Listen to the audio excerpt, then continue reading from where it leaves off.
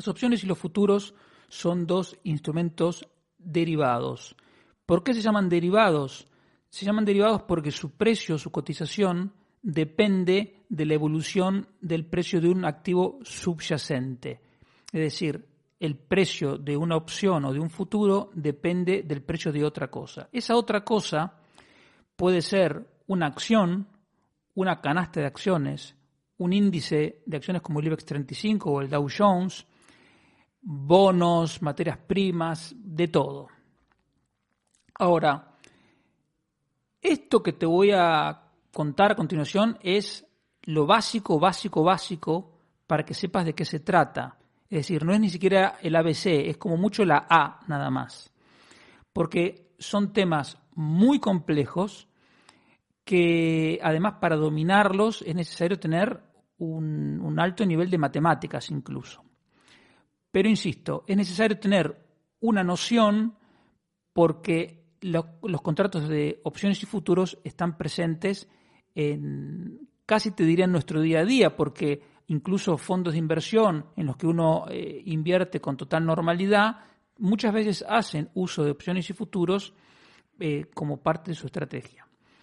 Ahora, invertir en opciones y futuros, que insisto, es una tarea reservada exclusivamente para especialistas, porque si no te puede ir muy mal, no es algo que corresponda únicamente a especuladores. Los especuladores están y son uno de los usuarios típicos de las opciones y de los futuros. Pero también está el uso, llamémosle real, productivo o como lo quieras llamar. Si se usan como instrumentos de cobertura, es decir, de reducción de riesgos, las opciones y los futuros te permiten reducir el riesgo, sea para una empresa, sea de una cartera financiera. Ahora, si se usan como herramienta para invertir, para especular, no solo no reducen el riesgo, sino que lo potencian. Recuerda que cuando hablamos de riesgo, en términos de mercados financieros, estamos hablando de incertidumbre. Es decir, riesgo no es siempre algo malo, puede ser algo bueno, pero no sabemos, si algo tiene mucho riesgo, es que puede salir muy bien o puede salir muy mal. Y ese es el caso típico de los futuros y las opciones desde el punto de vista de herramientas, instrumentos de inversión. El futuro es más simple. ¿Los futuros qué son? Simplemente es un contrato que se negocia en mercados organizados en el que las partes acuerdan la compra-venta de un activo subyacente en una fecha futura a un determinado precio. Entonces, el primer punto, son contratos estandarizados, las cantidades ya están estandarizadas, las fechas de vencimiento están estandarizadas, por eso se hacen en mercados organizados. Los contratos de futuros, aunque tengan una fecha de vencimiento, tú los puedes comprar y vender en cualquier momento, no es necesario esperar al vencimiento. De hecho, esa es casi la diferencia fundamental entre los que los utilizan con fines de cobertura, es decir, de reducción de riesgo, o los que los utilizan con fines especulativos, ¿no? El esperar el vencimiento o estar comprándolos y vendiéndolos de manera continua. Para comprar y vender futuros tienes que poner unas determinadas garantías. ¿Por qué? Porque si tú compras un futuro para comprar 1.000 toneladas de cobre dentro de 8 meses y ese contrato vence, tú tienes que poner el dinero correspondiente a las 1.000 toneladas, lo que hayas comprado de cobre. Los futuros son muy útiles, por ejemplo, para empresas agropecuarias. Están en el ciclo productivo del trigo y ellos saben que en determinado momento del año van a tener trigo y entonces quieren asegurarse la venta de ese trigo a un determinado precio. Entonces, el productor agropecuario vende en el mercado de futuros tantas toneladas a tal precio. Y luego, según evolucione el precio, seguirá vendiendo o no. Pero de esa forma se garantiza tener un precio que reduce el riesgo de toda su acción agropecuaria. Lo mismo para empresas que requieran insumos. Por ejemplo, una empresa siderúrgica tiene como insumo fundamental el mineral de hierro. Entonces, compran a futuro toneladas de mineral de hierro a determinados precios que les aseguren una rentabilidad de los productos que ellos fabrican y venden. En el precio de un futuro influye, en primer lugar, como es lógico, el precio del activo subyacente, pero también influye el tipo de interés. ¿Por qué? Porque es la compensación que recibe el dueño del activo subyacente que lo va a vender por la espera que hay entre el momento en que se vende el contrato de futuro y la fecha de vencimiento. Por ejemplo, imagínate que una persona es la dueña de 1000 toneladas de aluminio y las va a vender dentro de 3 meses. Bueno, si las vendiera hoy y cobrara el dinero hoy, esa persona podría poner el dinero en un depósito a plazo y cobrar intereses.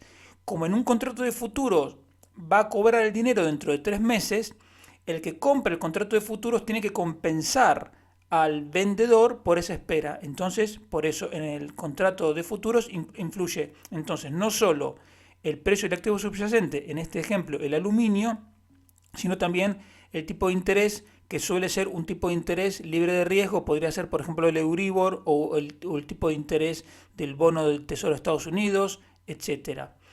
Ahora, además, habría que tener en cuenta los rendimientos o gastos que conlleven el activo subyacente. Por ejemplo, si el activo subyacente es una acción y esa acción, entre el momento en que se compra el contrato de futuros y la fecha de vencimiento, paga un dividendo, ese dividendo hay que restarlo del precio del futuro, porque así como sumamos los intereses para compensar al vendedor por la espera, de la misma manera hay que restar cualquier rendimiento que obtenga del activo subyacente. En este caso, una acción, por ejemplo, un dividendo, o en el caso de que fuese un bono, los intereses que pague.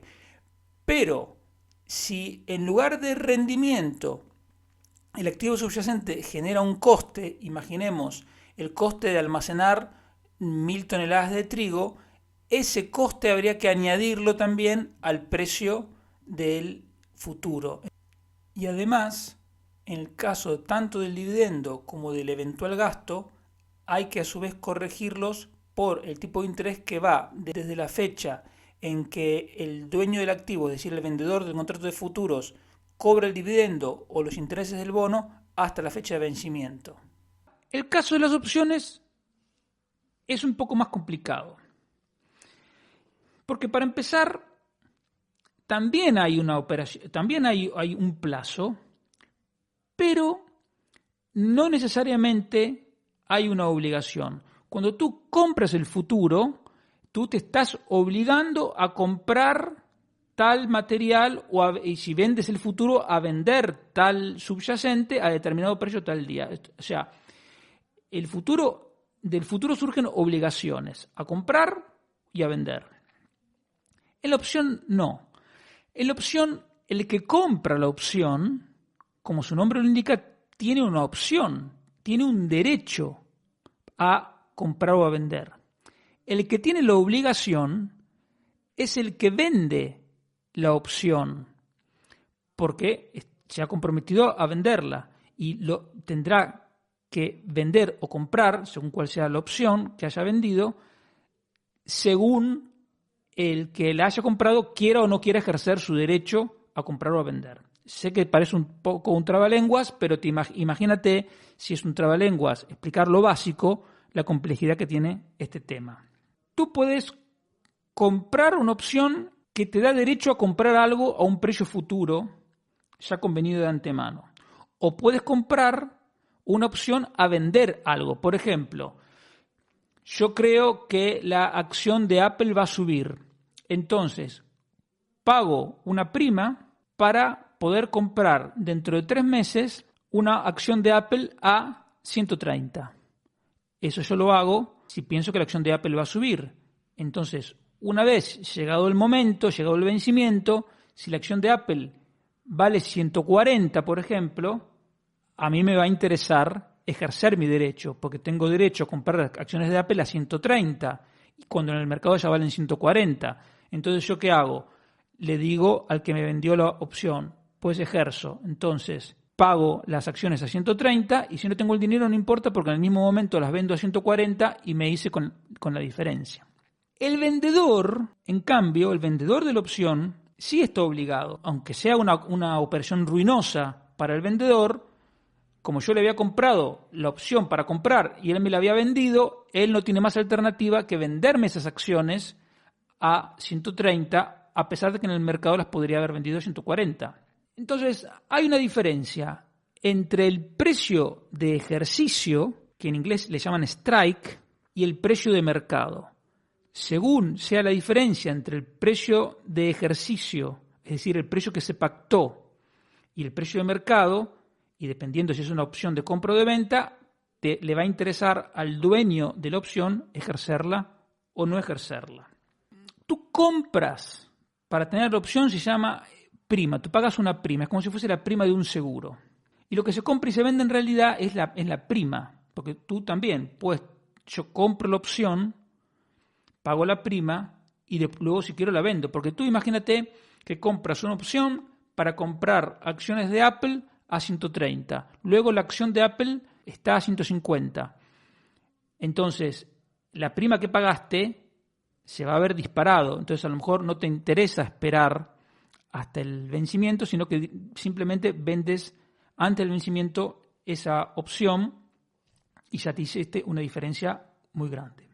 El vendedor de las opciones tiene, como digo, la obligación, cobra la prima y asume ese riesgo porque cobra la prima, es como una compañía de seguros.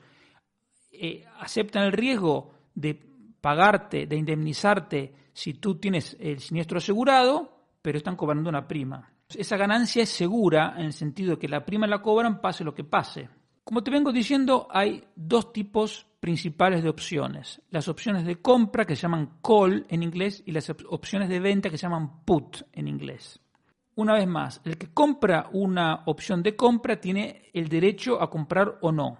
El vendedor de la opción de compra asume la obligación de vender el activo subyacente si es que el que la compró ejerce la opción. ¿Quién compra una opción de compra? El que tiene una expectativa alcista.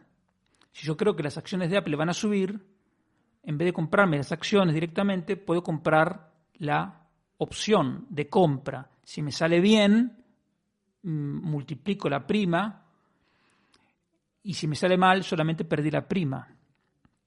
Pero tú fíjate que si tú compras la opción de compra, porque tienes expectativas alcistas, alguien te la está vendiendo porque tiene expectativas bajistas, si no, no te la vendería. Por lo tanto, eso es lo increíble del mercado, que en cada operación de compra-venta es que hay dos visiones contrapuestas. Si yo compro una opción de compra, mis ganancias son potencialmente ilimitadas. No estoy diciendo infinitas, digo simplemente que no tienen un límite, porque la acción de Apple puede subir hasta donde sea, no tiene ningún tope. En cambio, el que vende la opción de compra, cuanto más suba la opción de acción de Apple, más va a perder. O sea, también tiene pérdidas ilimitadas. Para el que tiene la opción, la posibilidad de ganar es ilimitada y la pérdida, si le sale mal, se limita a la prima que pagó. Para el que vende la opción de compra es al revés. Sus pérdidas son ilimitadas, si le sale mal, y su ganancia, en cambio, sí tiene un tope, que es la prima que cobró. Y con la opción de venta es lo mismo, pero al revés. El que paga la prima siempre es el que tiene el derecho. Tú compras una opción para vender cuando tienes expectativas bajistas. Yo digo, compro la opción para vender Apple a 130. Entonces yo espero que Apple caiga hasta 110.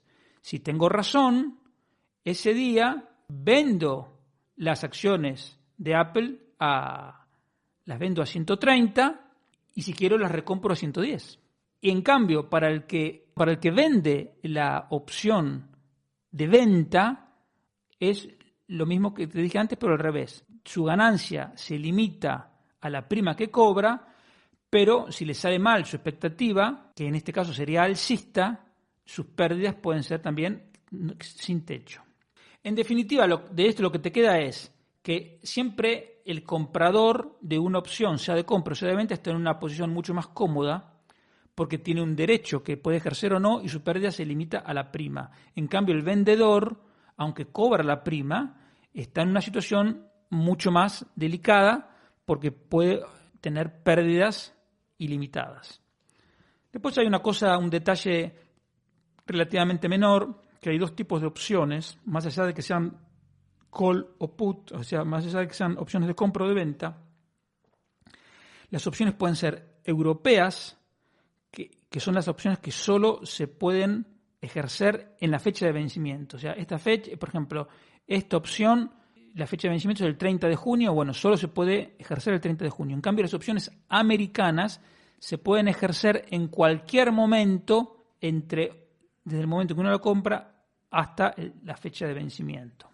El precio de una opción es mucho más complicado de anticipar y por eso es que te digo que en realidad es algo que si lo quieres entender bien no puedes hacerlo sin tener conocimientos matemáticos. Porque la prima de una opción tiene dos componentes. Uno se llama valor intrínseco y otro se llama el valor temporal. El valor intrínseco es siempre positivo y es algo fácil, porque es la diferencia entre el precio del activo subyacente, por ejemplo, sigamos hablando de acciones de Apple, y el precio de ejercicio, el strike, el precio al que se tiene que comprar o vender en caso de que se ejerza la opción. Por ejemplo, el precio del subyacente, el precio de la acción de Apple es 135 y el precio de ejercicio es 130. Por lo tanto, la diferencia es de $5, que ese sería el valor intrínseco. Hasta ahí es claro. El tema se complica con el valor temporal. ¿Por qué? Porque hay un componente que es la volatilidad, es decir, el rango en el que varía el precio de las acciones de Apple o de cualquier activo. Cuanto más volátil, es más probable que se alcance el precio de ejercicio. Por lo tanto, cuanto más volátil, mayor es el valor temporal. Al mismo tiempo, cuanto más tiempo falta hasta la fecha de ejercicio, mayor es el valor temporal. Entonces, esa es una característica fundamental de las opciones, que desde que tú la compras hay una parte de su precio que siempre tiende a caer, porque el día de ejercicio, esa parte vale ser la parte vinculada al tiempo, al plazo que le queda, eso va menguando hasta ser cero. Luego están los tipos de interés, también inciden, y cuando estamos hablando de acciones, también influyen las expectativas que haya sobre los dividendos. Cuando son empresas que pagan dividendos de manera regular, no hay problema, porque ya eso ya se tiene en cuenta. ¿Por qué? Porque el dividendo, cuando se paga, el precio de la acción cae, y si el precio de la acción cae, hace más fácil o más difícil, según cuál sea el precio de ejercicio, pero digamos tiene una incidencia directa. Un gran cambio en las opciones se ocurriría, por ejemplo, si Facebook, que es una empresa que no paga dividendos, un día dice, voy a pagar dividendos. Entonces ese día el mercado de opciones tendría un sacudón. Entonces, como te decía antes, puedes usar las opciones y los futuros como elemento de cobertura o como inversión. Por ejemplo, puedes, si tienes un patrimonio en acciones, todas acciones de Apple, y lo quieres proteger, puedes comprar opciones de venta. Entonces, si las acciones caen de precio, tú ejerces la opción, las vendes y te quedas más o menos con el mismo dinero. Y si quieres, recomprar las acciones más baratas. Hay otras alternativas para protegerte vendiendo futuros, vendiendo acciones o comprando acciones de compra. En definitiva, es un tema vastísimo, súper complicado, pero quería que lo conocieras para que entiendas cuando leas, por ejemplo, la hoja resumen de un fondo de inversión o de un ETF o algo que te diga, por ejemplo, que utilizamos opciones y futuros como elemento de cobertura, que vos entiendas a qué se refieren, o a lo mejor te dicen parte de nuestra estrategia de inversión es vender o comprar opciones y futuros como forma de ingreso. una cosa típica es, por ejemplo, un fondo de inversión tiene las acciones del IBEX 35 y permanentemente está vendiendo opciones de compra para tener un ingreso extra sobre las acciones del IBEX 35. Claro, el tema es que si las acciones suben, le ejercen las opciones de compra, entonces al fondo le genera una pérdida. Pero bueno, se supone que lo tratan de hacer de manera de minimizar ese riesgo. Insisto, esto es solo el A, no llega ni a ser el ABC, pero es todo lo que te puedo decir sin que esto se complique hasta niveles extravagantes.